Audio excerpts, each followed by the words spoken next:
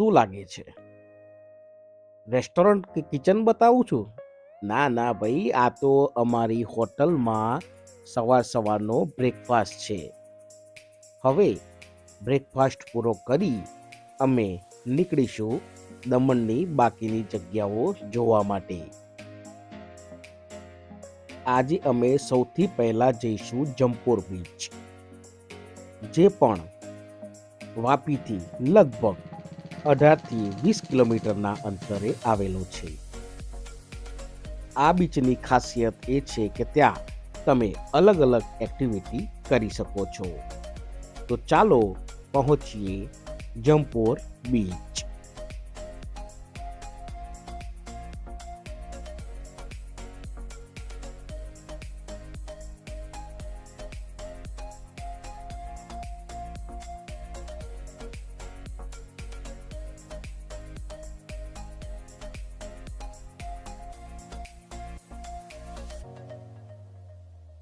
Jampore beach જવા માટે તમારે મોટી દમણ જવું જરૂરી છે. મોટી દમણ ફોર્ટની બાજુમાં જ છે જંપોર બીચ.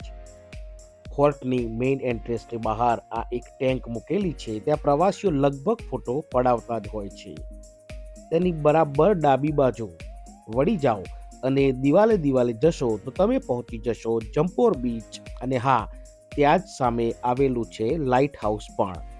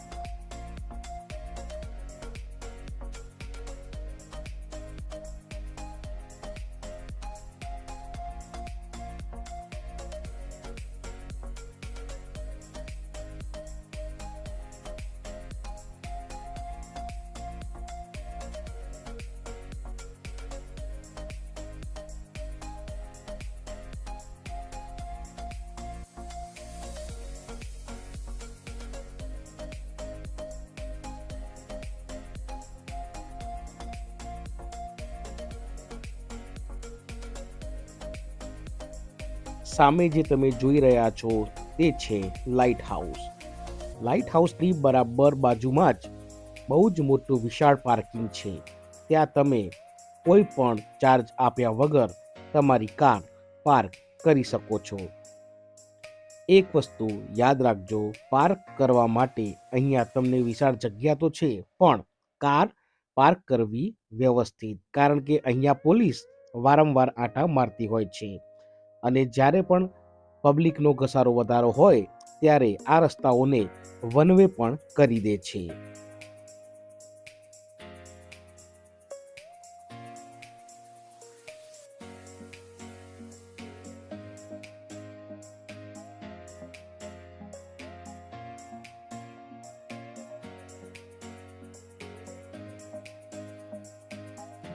આ છે જંપોર બીચનું વિશાળ પાર્કિંગ.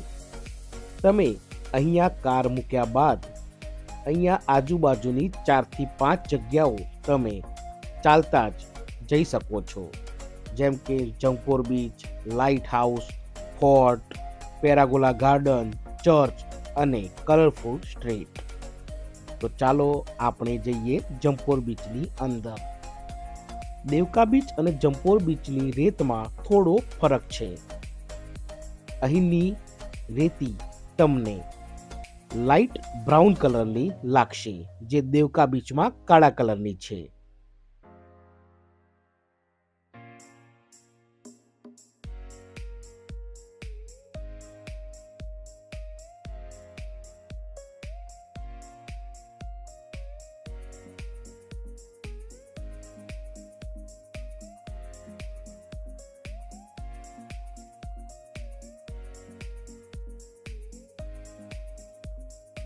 આ બીચ ઉપર તમે અલગ અલગ એક્ટિવિટી કરી શકશો, જેમાં boating, jet ski, banana ride વગેરે વગેરે. અહીંયા કોઈ ઓનલાઈન ટિકિટ કે લેવાનું હોતું નથી, એટલે આ બીચ ઉપર જ કાઉન્ટર બનેલા છે, ત્યાંથી તમે ટિકિટ લઈ આ બધી જ રાઈડ કરી શકો છો.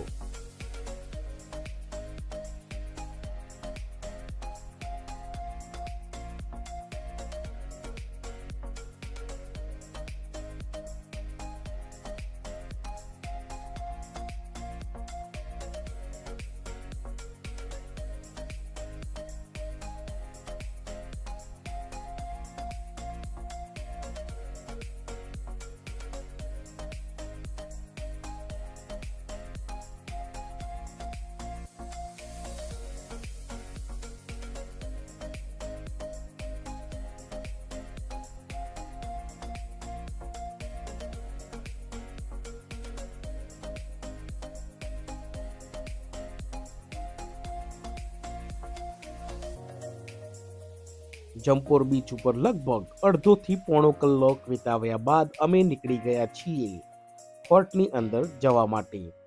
ફોર્ટના રસ્તા ઉપર જ તમને દેખાશે આ સુંદર લાઇટ હાઉસ. અહીંયા અંદર જવાની કોઈને પરવાનગી નથી, પણ હા, આ બહારથી વિડીયો કે ફોટોગ્રાફ લઈ શકો છો.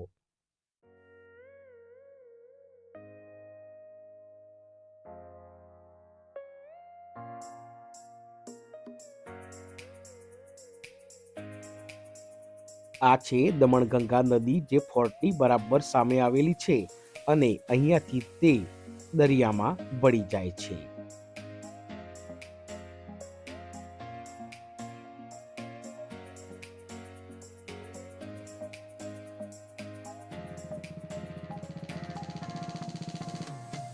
આ છે ફોર્ટનો મુખ્ય પ્રવેશદ્વાર.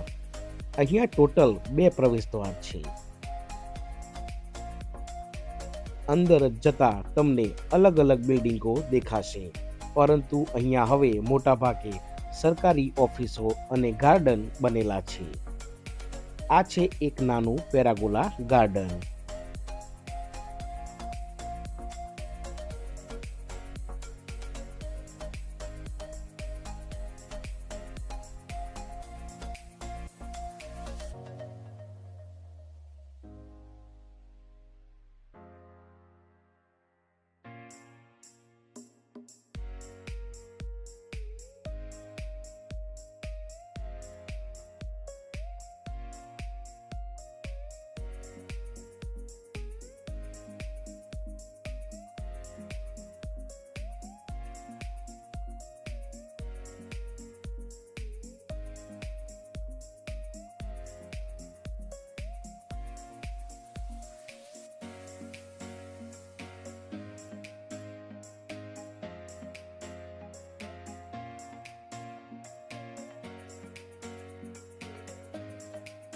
ત્યાંથી આગળ ચાલતા ચાલતા આવશો તો અહીંયાથી ચાલુ થઈ જાય છે કલરફુલ સ્ટ્રીટ. અહીંયા દરેક ઘરના અલગ અલગ રંગ છે અને કલરફુલ બિલ્ડિંગો બનેલી છે. જે પણ પ્રવાસીઓ દમણ આવે છે તે અહીંયા આવવાનું ચૂકતા નથી. કલરફુલ સ્ટ્રીટની બરાબર સામે છે ચર્ચ. હા, ચર્ચમાં વિડીયોગ્રાફી એલાઉડ નથી, એટલે ત્યાં આપણે વિડીયોગ્રાફી કરી શક્યા નથી. પણ હા, ફોટોગ્રાફી અને વિડીયોગ્રાફી માટે કલરફુલ સ્ટ્રીટ બહુ જ સરસ જગ્યા છે અને અહીંયા આવનાર દરેક વ્યક્તિ આ જગ્યાની મુલાકાત લેવાનું ચૂકતા નથી.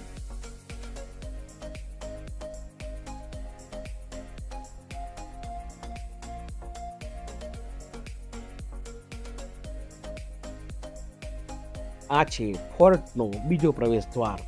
વન વે થઈ જવાના કારણે હવે આપણે ગાડી લેવા ગયા પણ ત્યાંથી એન્ટ્રી ના મળી, એટલે બીજા ગેટથી અંદર જઈએ છીએ. તમે જુઓ કાર ડેશ કેમમાં લાગેલા કેમેરાથી કલરફુલ સ્ટ્રીટ.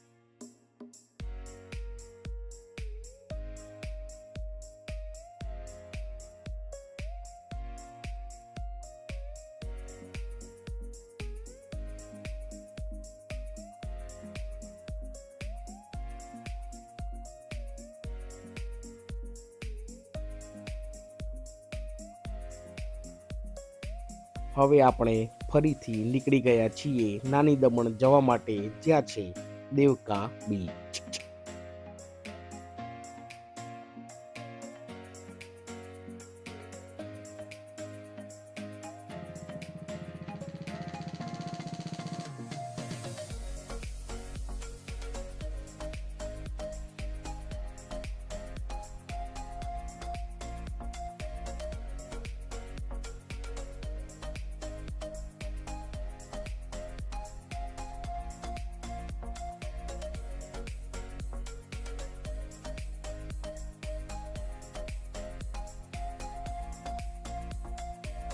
દેવકા બીચ પહોંચી ગયા, પણ આજે વાતાવરણ થોડું તંગ હતું. ચારે બાજુ વાદળો કાળા થઈને ઘેરાયેલા હતા, અને હા, થોડીક જ વારમાં વરસાદ પણ શરૂ થઈ શકે છે.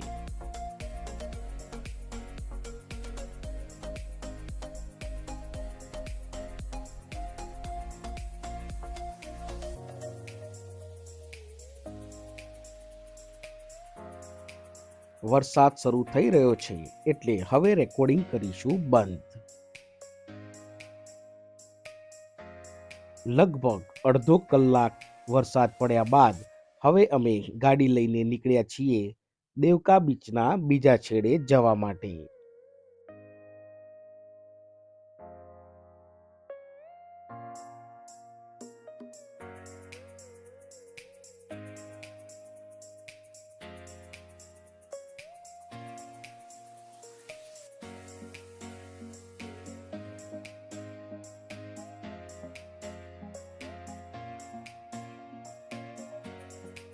વરસાદ પછી તો જાણે દેવકા બીચની સુંદરતા બહુ જ વધી ગઈ હોય તેવું લાગે છે.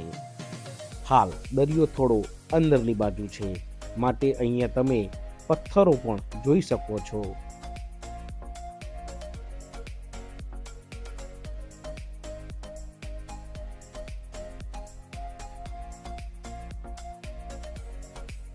દેવકા બીચની બરાબર સામે આવેલું છે નાઇટ માર્કેટ, અને હા, નાઇટ માર્કેટના પાસે જ સારામાંથી હોટેલ અને રિસોર્ટ પણ આવેલા છે.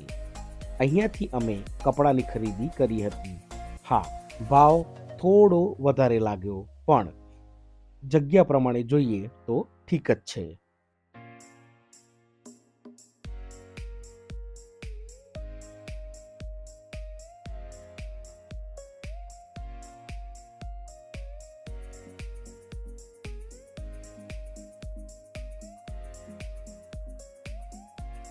લગભગ બધી મોટી સારી હોટલ દેવકા બીચ પાસે જ હતી. રાતના લાઇટ મ્યુઝિક પણ અહીંયા વાગતું હોય છે, અને લાઇટિંગના કારણે તો આ હોટલો બહુ જ સરસ લાગે છે.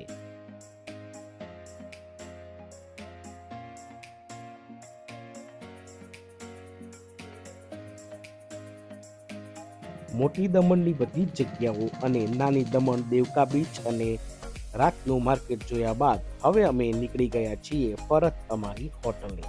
હવે આવતીકાલે અડધા દિવસ જ બાકી છે, એટલે આવતીકાલે જઈશું મીરાસોલ રિસોર્ટ. આ એ જ રિસોર્ટ છે જ્યાં તારક મહેતા કા ઉલ્ટા ચશ્માની પૂરી ટીમે કોરોના કાળ સમય દરમિયાન પોતાની સિરિયલ શૂટ કરી હતી. ત્યારે આ રિસોર્ટને નામ આપવામાં આવ્યું હતું રંગતરંગ રિસોર્ટ. તો મિત્રો, આ વિડીયો તમને કેવો લાગ્યો મને જરૂરથી જણાવજો. વિડીયોને લાઈક કરજો, ચેનલ સબસ્ક્રાઈબ કરજો. જય હિન્દ, જય ભારત.